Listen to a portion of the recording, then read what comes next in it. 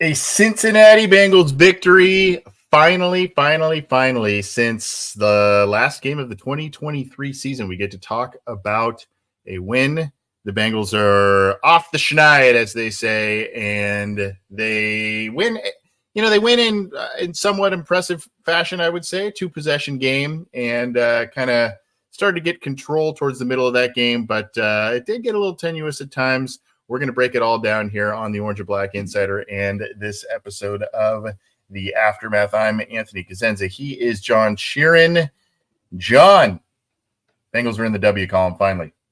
I mean, 2-possession win that kind of felt like that 1-possession win up until the very end.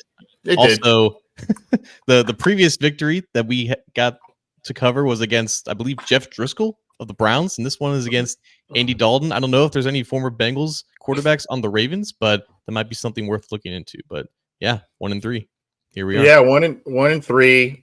I think most of us thought that they'd be probably around 3-1 at this point, but it is what it is. They needed to get the win for sure. They've got a huge one coming up as they host the Baltimore Ravens, who looked quite impressive on Sunday Night Football against the really good Buffalo Bills. That Bills team, man, they just, when it comes to the other AFC powerhouses, they just have some trouble sometimes matching up with them. But regardless, the Bengals are bringing the Ravens to town this next week. But let's talk about this one. Impressive in a lot of fashions, not impressive or unimpressive in a few others. Kudos to both the quarterbacks, right? I mean, Joe Burrow played a pretty darn good game. It sounded like the interception that looked at the onset of the play. You're going, what are you doing, Joe? Turns out it looked like there was maybe some miscommunication there. Maybe he thought Jamar Chase was going a different direction. Speaking of Jamar Chase, he had an outstanding play for a touchdown in this game. Overall, Burrow, only one interception thrown this entire season. The one fumble lost, obviously, that was the fumble return touchdown in the Kansas City game. But he's taking care of the football. The passing game seems to be a bit on track, and that's good to see. The running game is getting going. Chase Brown, 2 touchdowns in this one too. So a lot to like. There's some points that we can critique as well on offense, but a lot to like overall from what we're seeing from the offense after that clunker in week 1. Yeah, I think just in the past 2 weeks, you've seen a lot more explosive plays, and I think maybe the quality of the opposing defense may have something to do with that. But Jamar Chase, even when he's not too involved in the game plan, like, he just shows that his impact can still be felt. That's like the third time in his career where you see where he is on the field with the ball in his hand. You're like, there's no way he's going to score a touchdown here. And then, of course, he breaks like 4 tackles and runs past everyone else. But I mean, when the Panthers, I think, were doing a pretty good job of making sure that not too much attention was put on either Chase or Higgins, it was T that ended up really moving the chains oftentimes early in the game. I think like he had 5 or so receptions just in the first half alone. And it was for refreshing to see the Bengals kind of score in those situations where sometimes like they may enter the half without scoring that touchdown, or they may come out of the half and maybe go 3 now on offense. But to finish the second quarter with that touchdown to Zach Moss, which we can talk about in a second, then to come back into the second half and score a touchdown right out the gate, and to also just have the confidence in your run game down there at the goal line with Chase Brown to really run on third down there and put your trust in your offensive line to really pound the rock and get in there and not having to go into shotgun and pass. Like, there were a lot of progressions here on offense that were definitely needed and definitely just continue to show progress from how the offense has kind of been building over the past couple of weeks. Obviously, there was a lull there in the second half, and there were opportunities to really put the Panthers away entirely and everything. But No, nothing that I really seemed to be like too big of a pressing issue, like it was going to translate into weeks to come. It could have just been like a one-off thing because the offensive line, when it plays like it did against the Panthers, that's very stable. It's very promising for the offense to continue producing like this. And when Chase and Higgins are both on the field at the same time, it really does force his defenses to kind of pick your poison, and one-on-one opportunities are going to come up. And when Burrow's operating like he did, aside from the miscommunication, it really is going to be hard for defenses to hold this offense under 20, 25 points a week. Yeah, the offense right now, since that week one disaster against the Patriots, they're averaging about 31, 32 points, I believe, per game scored. So that's refreshing to see, particularly with the ups and downs we saw early last year, the week one game this year too. So that is refreshing. And speaking, I mean, you mentioned Higgins and Chase. It was kind of a funny little stat line. The Fox team had a graphic. I think at one point they both had about 60 yards and a touchdown. Jamar Chase was like on one catch, and T. Higgins was on like 5 or 6, I think. So it was just kind of an odd dichotomy there, but both doing good things for the Bengals offense. And speaking of the quarterbacks and Joe Burrow, I just kind of had this thought, Andy Dalton played well. I thought there was a couple of throws where you're like, man, that's a nice strike, Andy. Good, a couple nice touchdowns. The interception, I mean, it was a tipped pass, so I guess you put that a little bit on the quarterback, but some of those there's a lot of different things to blame on that. But I thought Andy Dalton played pretty well. He had a handful of drops from his receivers that, hindered his day a little bit too. But there was a subtle couple plays, and they were exciting from a Bengals perspective because you saw Joe dance out of pressure and look down the field, and still it was the one to Moss that I think converted a big first down later in the game. And there's a couple of plays where you go, okay, head forward. He danced around the pressure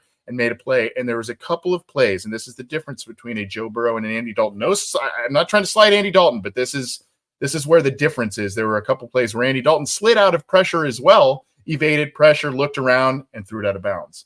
And so it's those types of plays. I think there were 2 instances really of each for each quarterback. And you go, it's a subtle difference, but it's a difference. And that's where the Bengals and their quarterback are at this point, as opposed to where they were prior to him arriving in Cincinnati. It kind of did feel like it's been a while since we've seen Burrow extend plays out of the pocket. And like, he's always really good for like one of those plays a year. I believe one of them came against Dalton's Saints back in 2022. It was like a 3rd down conversion. It was pretty miraculous. But yeah, like when the offensive line, because initially, like they gave him time initially, and there was like, I think it was the fact that there wasn't anything open downfield within the first couple of seconds, and then he kind of looked to run, and then the Panthers were trying to contain him in the pocket, and then he just did that one, spin around juke move, whatever, and then Zach Moss was phenomenal on that play, by the way, because he picked up the pressure and then he released and he was wide freaking open. I believe because Shaq Thompson, excuse me. I think that was the play where he unfortunately suffered a season-ending injury, which is why he got so open. But yeah, that creativity and that ability to extend the play, like that's what elevates Burrow over other quarterbacks with similar arm talent, right? He keeps plays alive, and that's how potential game changing explosive plays can happen like that. And of course, Zach Moss taking the ball, and making it work and finding the soft spot definitely helped out with that. But yeah, it was an interesting game for Burrow, I think, because there are still some times, particularly in the red zone, where it doesn't look to be completely all the way there. I think missing Gesicki wide open at the goal line was pretty damning. The fact that the Zach Moss touchdown itself was definitely not planned. Moss himself said that he was surprised the ball kind of came his way, and that's just kind of how the play went out there. So I think there are still definite issues to resolve within the red zone, but in terms of being able to find vacancies down the field between the 20s and utilizing like Yoshivas down the middle against cover 2, like a perfect ball that was thrown there with Chase and Higgins on the outside. And there's a lot more confidence, I think, compared to week 1, where just throwing in these outbreaking or these throws to the perimeter. All that seems to definitely be there, and he definitely seems to be more comfortable. As soon as the offense can find a way to target their good red zone plays and try to key on these things and just increase the effectiveness, the efficiency down there, I think that will elevate the offense to the next step, because they can run the ball now, and that's really good and all, but like there's so much more potential to score between the 20s here that are still not quite there, even though they were able to get a couple of them this week. Yeah, the Yoshi catch, that's the one where he kind of came up a little hobbled, right? Is that the one you're referencing there? Yeah, that was a nice play. it was almost a little bit of a gift and a curse when they were getting those calls in the end zone, the pass interference, as they get towards the end of that first half, because you're like, okay, yeah, this is points now. But then all of a sudden it was like this shortened the field a lot with not a lot of time on the clock, and so you're kind of like, oh man, was this a double-edged sword here? Heck of a play by Moss to get in there. I think you're right, though. There are still some areas. I don't think you're going to have a 100% perfect absolute execution, even at the professional level every single Sunday. But that has been kind of the stumbling block for this offense, be it in their previous postseason runs, the last couple of seasons here and there, as well as, really getting the points as you get into the red zone, not settling for the field goal as much. Thankfully, Moss, that would have been a big difference in the game had Moss not gotten in the end zone, because you're talking about the score before half. And not only that, he gets stopped. You're not going to have enough time to trot out your field goal unit at that point. I think they were out of timeouts and everything at that point. So, and then you get the ball at half there was a lot at play there with that Moss touchdown. And thankfully he had a heck of an effort to get in there. Offensive line, there were some irksome penalties, the Brown hold late in the game. You're like, man, that pushed you back when you really could have stepped on the throat a little earlier.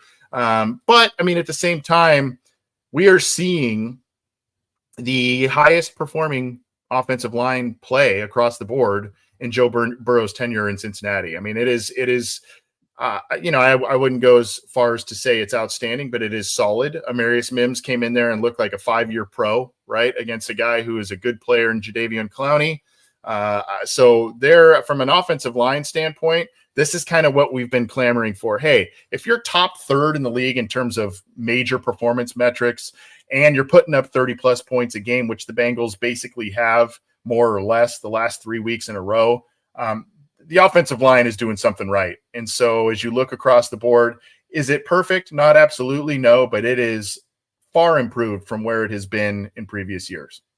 I mean, every offseason, it's like, yeah, if the offensive line has the potential to be like just above average, and it consistently fell short. And now this is the first time where it's like, yeah, it does firmly belong between arbitrarily like the 10 to 16 range, where yes, there's still some upside that's limited because your athleticism is not quite there, but the boost in athleticism that you get just from Amarius Mims out there, who again, like Jadeveon Clowney is not the same type of edge rusher that he used to be, but he's very cerebral. Like, he knows what he's doing. He still has some explosiveness to him. Right. And there were just reps where he was just running him around the arc like 10 yards past, and like just not even a part of the play. And that's just the upside of a pass protector that you have in Mims. He can get out and create space and just mirror guys pretty perfectly and just make them non-factors. Of course, the inside counter did get to him, and that's how, Burrow was pressured on that broken play where he ended up throwing an interception trying to target Chase. But again, like if you just have one of those a week, slowly you see more and more of that. You get more depth, you get more experience, and you're able to kind of manage that in real time. And it's all teaching tape and everything.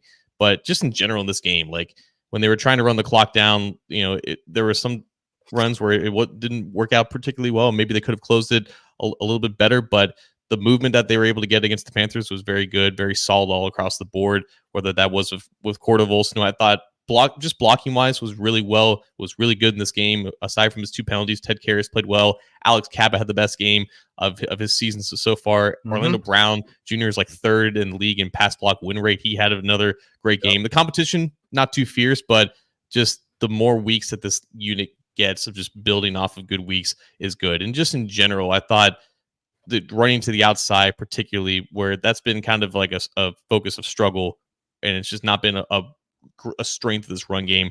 It's just gotten better solely because of Eric All. Like, I really do believe that he's the best perimeter blocker, that the Bengals have had in probably 10 years, whether that's coming out of the H-backs position, whether he's attached as the tight end, whether he's in the slot, or whether he's moving or not moving before the play and getting into motion. He is just so good at all those different alignments, and he locks on the guys and he drives them out. And that's why some of these outside runs to Chase Brown, are working. And the movement that he's generating and the trust that he's building in these different roles, it's only going to keep him out there longer. He, I think, played the most snaps out of any tight end this week, and I don't expect that to be the last time that happens. A lot to break down there with what you mentioned. I will say this on the offensive line. I think you're finally seeing the growing pains of having at least 2 years playing together finally, right?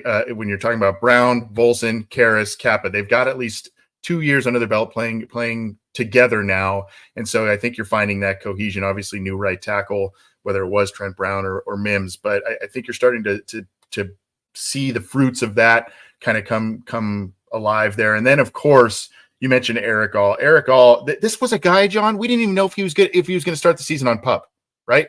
And there was a possibility of that. He was hurt, and he comes into camp. He shines. He plays well. Is out there earlier than expected, and now he is becoming one of the most reliable all-around players in this offense. Be it blocking, be it he's caught every single pass that's been thrown his way, and it's been, not huge plays, but first downs, nice gains on early down. I mean, he is just becoming a player at that position that they have needed for years. They have needed an all-around tight end. They've had receiving tight ends. They've had these one-year rentals that have kind of done pretty well. Uzama had a couple of nice seasons with the Bengals, particularly in 21, but this is kind of the guy.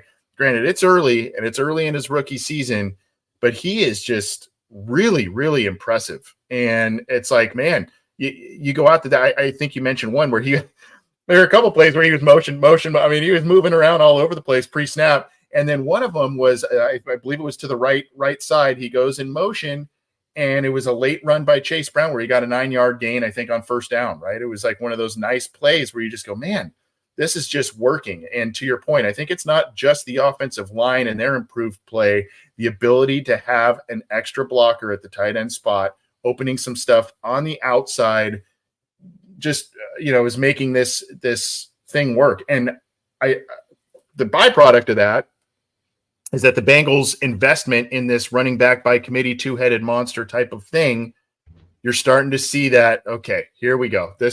Now it's starting to look granted, Carolina, not the best defense. I get it. But yesterday, the display and the productivity of both of those backs and what they can do behind the line, behind Eric All, it's starting to be something to get excited about. And you go, okay, this is the idea. This is the blueprint that the coaching staff had going into this offseason at that running back position.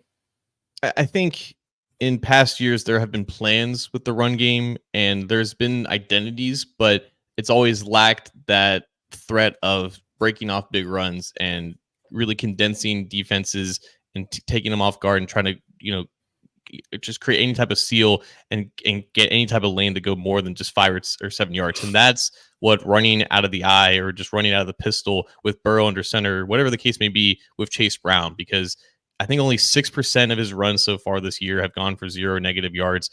And he's one of the best runners in terms of generating explosive runs, despite the fact that none of them have gone for more than like maybe 10 or 15 yards. He's so close to breaking off that big run. I know that he knows it. And like, it's going to come at some point, but there's now, like, I think a true competent identity when he's in the backfield. Again, whether that's in pistol, whether Burrow's under center, like there are some set plays there that works, particularly with Eric Gall as like a lead blocker. And maybe we all thought that like Drew Sample might kind of evolve into that role because of what he started doing last year in the backfield as a pass protector. But I mean, All is obviously a much better athlete, and he's already so good at locking on to the point of attack and clearing the way for Chase Brown specifically. And, Zach Moss will still get obvious opportunities running out the shotgun. He's very reliable in pass protection, so his role is going to remain there. But I don't think it's that much of a coincidence that the Bengals' best running day came on a day where both Brown and Moss were used pretty equally. And it's not that big of a tell yet, I think, for defenses when either one's out there, like what the play is going to be and if it's going to be run and pass. And that'll be something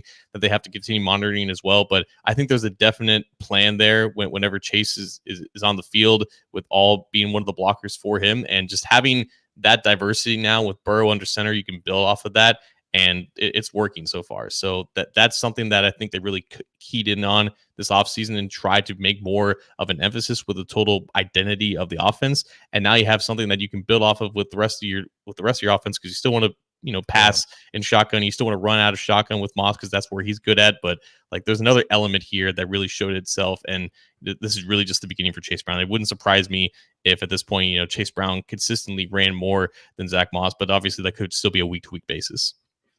That run, he got clipped on his shoe. He shot through like a cannon. It looked like he was gone, and just boom, one tackle at the one little grab at the shoe, and he kind of tripped up.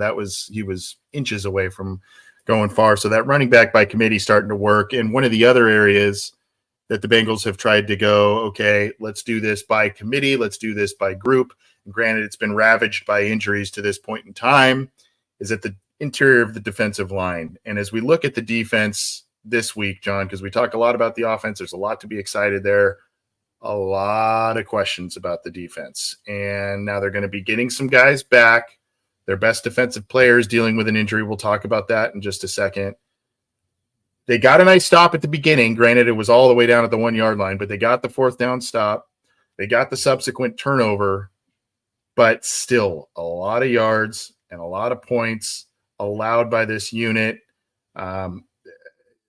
They're just the tackling suspect. There are issues. Cam Taylor-Britt, who is kind of, their cornerback one and has had some amazing games.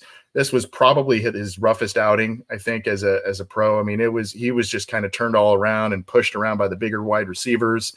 I did see some things that I liked out of DJ Turner, but the safeties, there just doesn't still seem to be quite the communication on the back end of the defense that you like to see. But again, it's mostly tackling, it's gashing the interior of the defensive line, and some back end issues on the secondary. I mean, the angles are just terrible. It's Geno Stone and Von Bell coming down and just getting sucked too far into the middle of the play, and you have these wide open lanes to the outside where it's just, I mean, this is very basic rudimentary things. And of course, this was never Geno Stone's strength necessarily. He was never that good of a run defender with Baltimore, but the overall impact that he's not making is pretty apparent. And if he's being exposed this much as a liability back there, like it's just become way too easy to run the football against this team. Their lack of defensive linemen be damned. Like the second and long plays should not turn into third and medium and third and manageable this easy, especially when you have. I mean, the box isn't necessarily light at this point. Like you still have presence there, and it's just far too much push being generated against this defensive line. It's not looking like Lawrence Guy is providing much of anything. Zach Carter remains kind of who he is, and the more that Sam Hubbard plays, the less effective that he's going to be as he continues to kind of recover from this hamstring injury. But yeah, it's just it's very similar issues that they're dealing with, and it's part of it is tackling, part of it is bad angles, and just part of it is the lack of athleticism. It's kind of all kind of showing in different ways, and I don't even know where to begin with Taylor-Britt, because it was so uncharacteristic. Like, he's not the best athlete necessarily, and sometimes maybe shiftier guys can get the best of him off the line. But like Deontay Johnson and Xavier Legette, two very different athletes, both won in similar ways, and but both of them I think used their physicality against him at some point too. Like, it was an abysmal day. I've not seen a cornerback for the Bengals play that bad in quite some time, probably going back to the early days of Anarumo. And he pretty much forced their hand. Like, he couldn't play the full game out there without absolutely getting torched for more than he already was. So, DJ Turner came in, he outsnapped him by, I think, 15 snaps, and credit to Turner. He came off the bench and played pretty well. He almost had an interception. He had a couple passes defense and whatnot, but it's just not a situation that's sustainable. Like, to have to rotate those guys in and out throughout the season is not something that they plan on doing. And it's just a matter of like, Taylor-Britt, you got to figure this out, man. And I don't know. And hopefully for his sake, it was a one-off thing, because it is such an anomaly on his entire career for the Bengals right now. But it's really hard to explain how lost he looked both at the line of scrimmage and trying to find the ball. It was a rough day for sure. And you knew it was going to continue to be a rough day when he pulls down an amazing interception, and then it's pass interference on the play, or what was it, illegal contact, something to that effect. So, I mean, it was going to be a rough day for him, but we've seen some great things out of him. So, I think the idea and the prevailing thought is that he's going to bounce back well, but this was just a rough outing. It was nice to see some good things out of DJ Turner, as you mentioned. So we'll kind of continue to see how that happens. Of course, there are people now clamoring a little bit more for Jordan Battle to get snaps. Obviously the people are clamoring for these guys to return off of short-term IR and get snaps on the defensive line, that sort of thing. And rightfully so. I guess there's two lingering questions here that I think are kind of being talked about in Bengals circles. By the way, about Zach Carter, I believe it was Gridiron Grading on Twitter. Go give them a follow. They do a lot of analytics and Bengals-based analytics, but I believe they threw out a stat. Have to double check it, but Zach Carter has a 0.0% pass rush win rate this year. Same as me. Yeah. You, me, and Zach Carter combined for a 0.0 pass rush win rate. So, I want to credit them for pointing that out, but that is obviously not sustainable. So what is sustainable here, John? Is this model of what we saw? Because there are people, I guess the two questions kind of tie into each other here. There are people that said, not a great win, not happy about this win, not good enough, etc.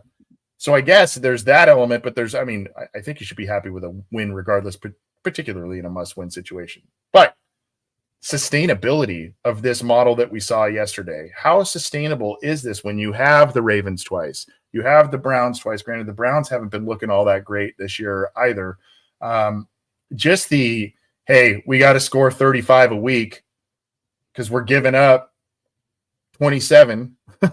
Right now the Bengals defense, in that same span that I mentioned, the last three games, they're scoring 31, 32 points per game, but they're giving up 29.3 on defense. So I guess you go, okay, how sustainable is this for long-term success and more wins for the Bengals going forward this season? God help them if Derrick Henry gets out into the open field. Every time I watch that guy play, and I think back to what the Bengals were able to do to him in that divisional game in the playoffs when he was with Tennessee, because they completely crowded the box, and the Titans believed that they could just pound Henry right up the middle, right at DJ Reader, and have success. And that ended up not being the case. But even on some of those exterior runs, you had linebackers, Jermaine Pratt and Logan Wilson, get out to the edge quickly. You had solid force players and Hendrickson and Hubbard being able to set the edge and kind of force things back towards the inside. That's the key to defeating Derrick Henry. Of course, the first play that he had against the Bills last night on Sunday night, I think it was just like a stretch play to the right, and there was no one in that gap for the Bills, and then the cornerback kind of got sucked in, and then there was no one. There was no angle that you can get with Derrick Henry at that point, and when he gets a full head of steam, that's what makes him dangerous, and that's how the Bengals were able to avoid that, and they seem to be able to avoid that whenever they do play him. But of course, that was with a different team and a different offense and everything like that. The Bengals' problems occur when they don't get any sort of push up front, and there's some yards before contact that have been had, because yards after contact, that is by far the Bengals' biggest kryptonite right now. Whenever you get past that initial first level, you get past the point of attack, the angles are not good. The open field tackling is not good. The rallying, for God's sakes, is not good. When they're able to kind of hold their ground a little bit, and that has worked when some players have played more than others, that's when they're able to be sort of competent and kind of rally to the football. And of course, Derrick Henry, he's huge, but he's not the real push the pile type runner that I think he gets billed at for how big he is. He's dangerous whenever he gets space, and it's impossible to somehow catch him despite how big he's been. And I think there's some semblance of hope here based off of what Zach Taylor said, Anthony, because he was talking about Chris Jenkins Jr. today in his press conference, and how, in the first 2 weeks, they were unsure how much Jenkins was going to be able to do with that club over his hand, but he was really good against Carolina, which is really awesome because that's where his dad obviously played for his career, and he made that stop on 4th and goal. And I think there's more trust in him being able to play a little bit more. And when you have both BJ Hill and Sheldon Rankins, their statuses are up in the air.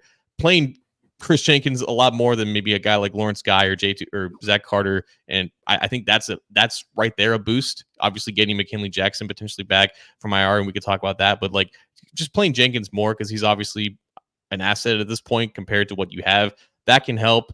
And just doing anything in terms of just withstanding your gap and just holding down the point of attack. That's the only way that the Bengals defense can find some sort of balance in terms of stopping the run.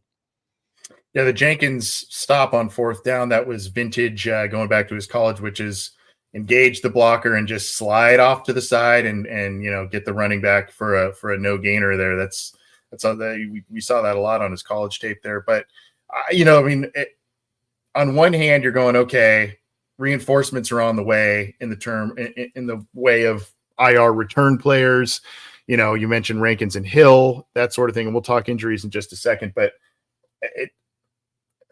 you're relying on some players who were in there early, and some of the issues were still there. So tackling just has to get better. Like you said, the angles have to get better.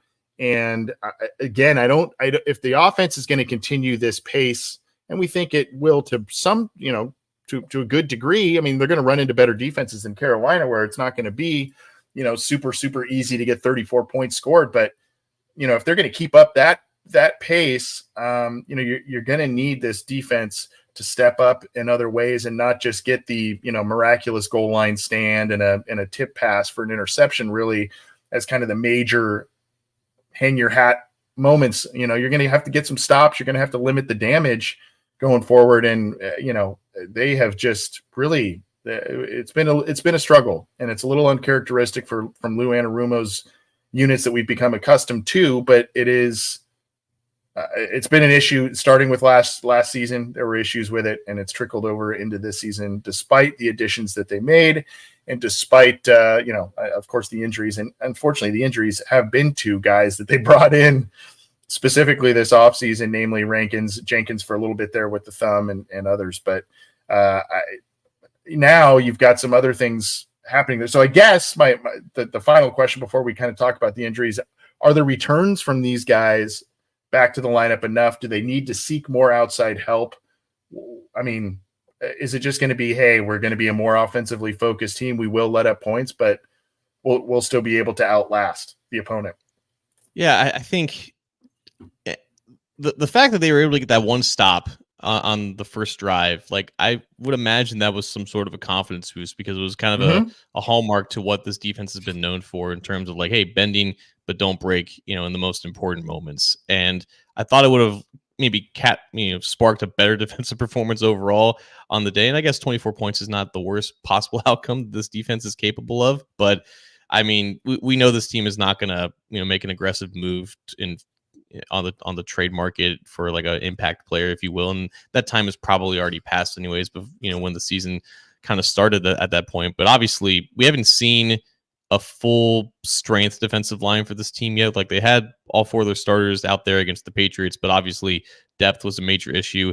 Getting Myles Murphy back is going to be big, because while there's upside with him as a pass rusher, I think there's more confidence that he can fill in and just set the edge, which is, again, pretty critical and something the Bengals are lacking right now along the edge. McKinley Jackson, I'm curious how effective he can be coming off this knee injury as a rookie.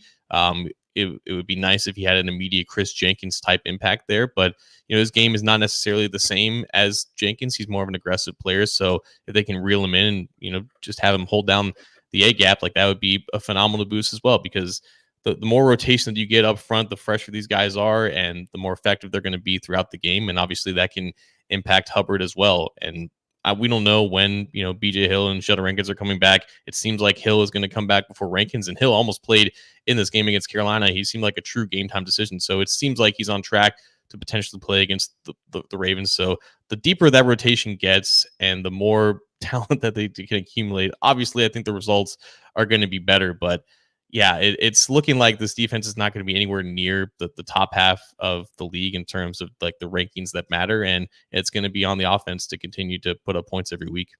Yeah. We're going to get to injuries and stuff in just a second. Of course, Mr. Generosity sending in a question. We have not mentioned the special teams. Evan McPherson hitting two big field goals yesterday, particularly that one late was a nice cushion.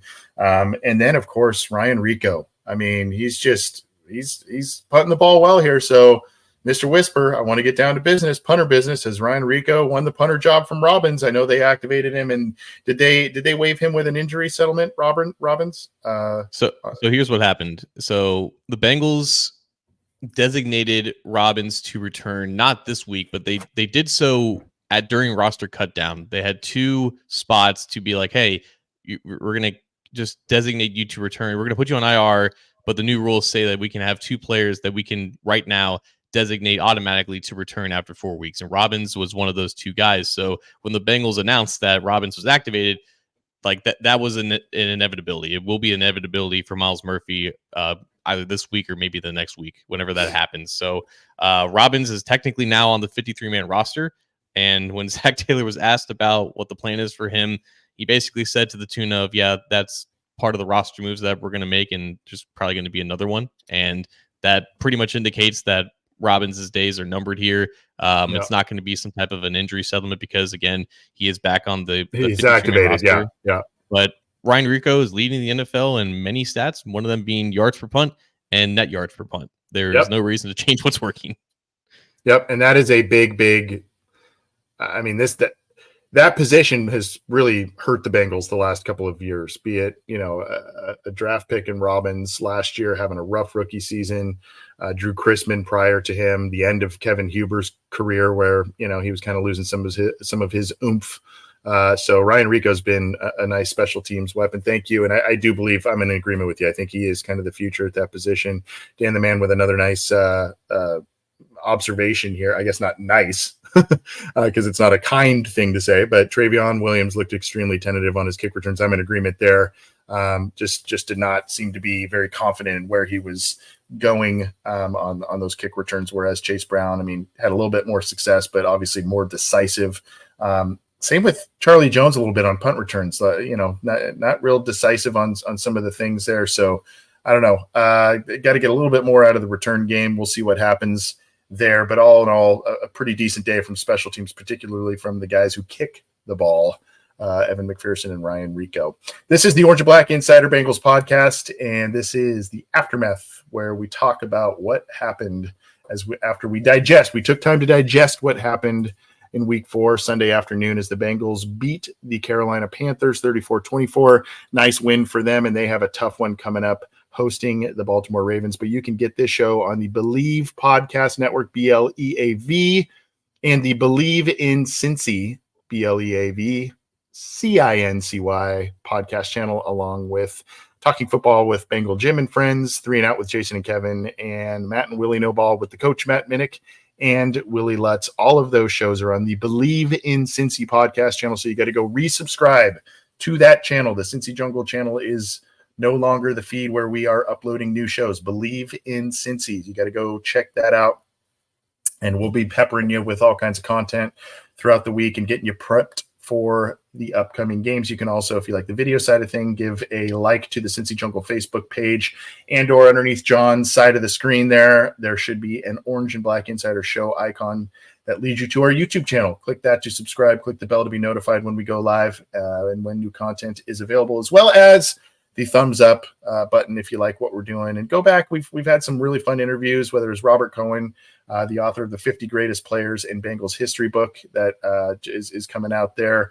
We had Eric. We just applauded Eric All, and he was on just before the season started there. So go back, check that out. We had Solomon Wilcots right before the season too. So go check out all those other, be it on the audio side or the video side, some fun stuff we've been putting out for you. Jeremy, yes, we are joining Solomon. Solomon has its own show. He's the Believe in Bengals show, but we are all on the Believe network. We're on the same network. So a couple of different channels. But yes, we are now on the Believe network. So pretty excited about that. All right, quickly, let's get to some injury updates. And I'm going to pin something here. Obviously, a scary moment at the end of the game yesterday when, towards the end of the game, when Trey Hendrickson went down. It turns out it looked like it was what we thought was maybe a concussion, that sort of thing. It turned into a neck stinger. This is Olivia Ray from WLWT. A little bit of a rundown from Zach Taylor's press conference here. Zach Taylor gives updates on the Bengals defensive line. Trey Hendrickson, hard to say, neck stinger. BJ Hill and Sheldon Rankins, we'll see how they feel as the week goes, was the quote. Adds Hill is further along. So as you mentioned too, John, Hill may be coming back this week. Miles Murphy and McKinley Jackson expects they'll activate within the 21-day window, IR return window this week for those guys that were on short-term IR. So an update courtesy of Olivia Ray from WLWT. And that is from, I don't know if this is a complimentary thing to say, the horse's mouth, I guess, Zach Taylor, right? So some updates there, John, in terms of potential returns. We talked about reinforcements maybe coming here in the next couple of days, weeks, that sort of thing, and they need it. Yeah, more importantly for Hendrickson, Jeremy Fowler of ESPN reported that he did not suffer any nerve damage from his injury. So that's obviously good in terms of long-term outlook. Hendrickson was in a sling, according to Ben Baby, after the game on Sunday, and he was not seen in that sling Monday in the locker room. He's got to be the toughest player on the team. I would say he's played through more injuries than I can count over the past 3 years. It would not surprise me if he ends up suiting up this week, but getting through a week of practice is going to be pretty important. I would say that he's one of the few players that could probably play without practicing. But again, every situation is independent of itself, and every player is different. So I think Zach was pretty smart by saying they'll wait and see with that. Hamstring injuries are obviously very independent of it, on its own. And with T. Higgins, for example, he missed 2 weeks with his hamstring injury. Now it's been 2 weeks for both BJ Hill and Sheldon Rankins, but neither one has practiced yet. Again, Hill seemed to be pretty close to practicing, if not playing this week. So I would kind of expect that Hill to be at least limited at some point this week in practice, and he could be another game time decision. It's so hard to gauge where Sheldon Rankins is in comparison. He might still be another week away, but again, that's mostly speculation. As far as the guys on IR, though, so both Jackson and Murphy, they are the other two guys on IR that have the chance to be designated to return. Everyone else on IR is pretty much done for the season. And the 21-day window is not the same as being activated to the roster. Like, for example, Brad Robbins is activated to the roster. So, like, that's done and done.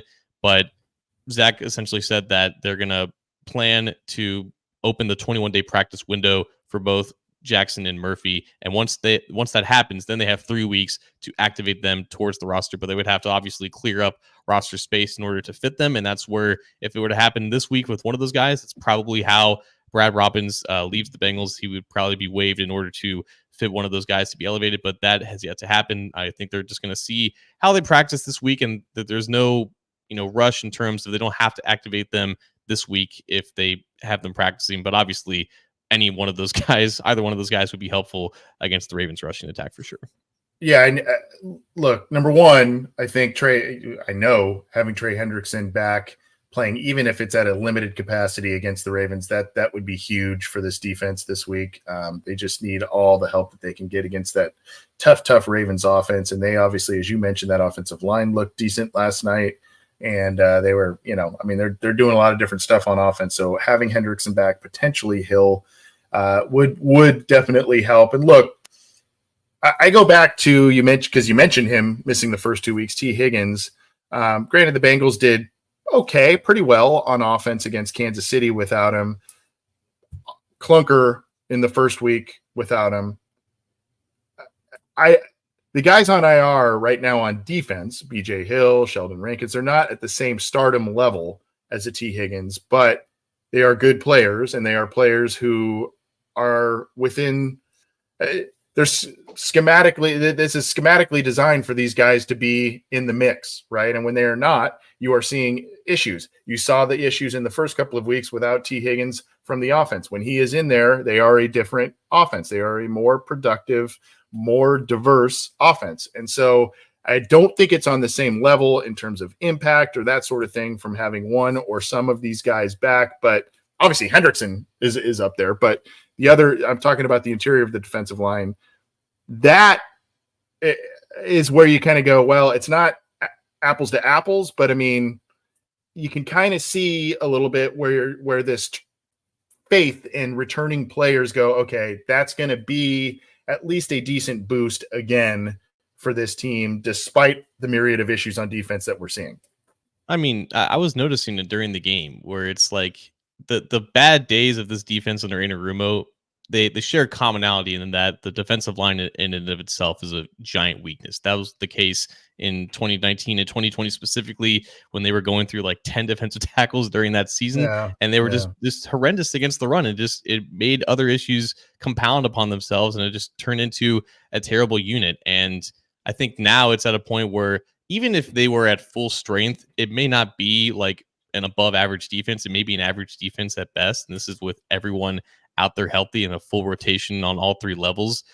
And that's really all they kind of need at this point. Like with the way that the offense is performing, if they have a full stable of guys available on defense and they limit a few more explosive plays per game, they tackle just a little bit better. Yes, they're going to give up points and whatnot, and maybe they won't force a lot of turnovers because that's just not the nature of what this defense is. But like, it's just got to be better than what it is. And I think it has the potential to be slightly better once these guys come back. It's just the fact that it's been so bad with these injuries. It's not a good sign for what's to come, and maybe what is happening at the moment with how the scheme is kind of going down with the current personnel out there. But it's just been so calamitous that it's hard to ignore maybe larger issues than just what the health is. But you can't deny that the plan obviously wasn't to have J2 Fele and Zach Carter lead the way with Lawrence Guy as the main backup behind them. Like, that wasn't part of the plan, and it wasn't to have Sam Hubbard try his best out there with a recovering hamstring and not have anyone to rotate in and out with him. So it's not been ideal, and it's been arguably the worst possible case, and that's why this 1-3 record exists. But I would be damned if I didn't say the outlook was at least somewhat positive with these guys coming back. Right. Yeah, absolutely. Well, Bengals are 1-3, and they have to get back to 500-ish and beyond. They've got some tough tests coming up, and few tougher than welcoming in the Ravens next week, which is what they do, and that will be a very interesting one. We'll be back more this week to help preview that game and get you more insight, not only on this show, but on the other shows on the Believe in Cincy podcast channel. So again, go to your favorite audio streamer and subscribe to the Believe in Cincy, BLEAV in Cincy podcast channel, and leave us a review if you can. Go check out the Cincy Jungle Facebook page. Give that a thumbs up. Go to the YouTube channel for our show. You can get our show and 3 and Out on the same YouTube channel, by the way. So check that out. And get to cincyjungle.com, A to Z sports.com, where John's killing it with the Bengals and AFC North coverage. And we're going to get on out of here. We don't really do true mic drops on this one. I don't know if we do or not, actually.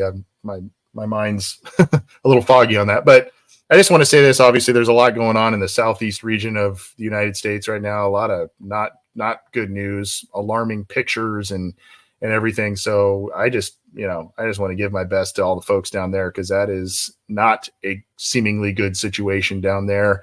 Stay safe, get the help you need, get the supplies you need.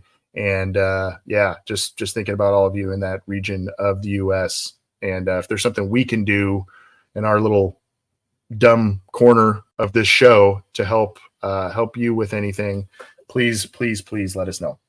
Yeah, it's. I mean, if our dumb little corner provides you any comfort, if you happen to be from there, I'm happy that we could help out. It's honestly crazy, Anthony, that the fact that the Bengals played in Charlotte this week. Yeah, weeks, I don't think Charlotte wasn't as affected as areas like Asheville was, which is not doing particularly well at the moment. Neither is Northern Florida. A lot of water damage, a lot of flooding. So hurricanes are never fun things to talk about and to look back on. So if you're listening and you've been impacted, we're thinking of you, man. Yeah, absolutely. John, thank you, buddy. And thanks for all the work you do on this show and at A2ZSports.com. We're going to get out of here. This has been the aftermath from the Orange and Black Insider Bengals podcast. Hope you have enjoyed it. We'll be back with more this week. So take care and savor that first Bengals win of 2024.